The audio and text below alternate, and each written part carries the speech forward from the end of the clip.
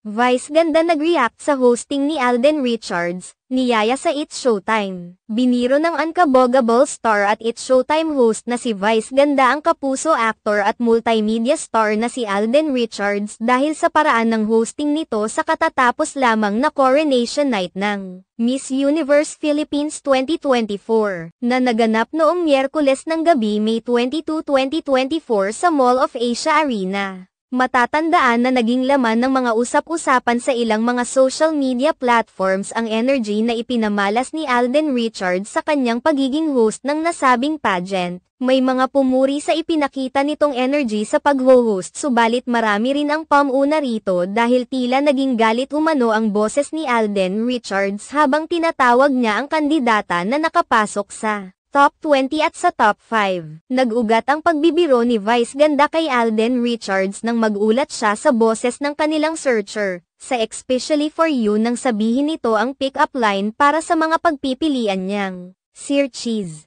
Napansin naman ni Kim Cho na tila natatawa ang ex-boyfriend nito dahil sa pagiging siga ng kanyang dating nobya. Binalika naman ni Vice ganda ang naging isyo kay Alden Richards sa katatapos lamang na Miss Universe Philippines kung saan ito ang naging host. Marami ang nagsasabing tila galit umano ang aktor at nasubrahan naman sa kanyang energy. Ayon kay Vice ganda ang ginawa ng kanilang contestant ay katulad lamang ng ginawa ni Alden Richards sa Miss Universe Philippines 2024, at dito na rin niya binati ang aktor.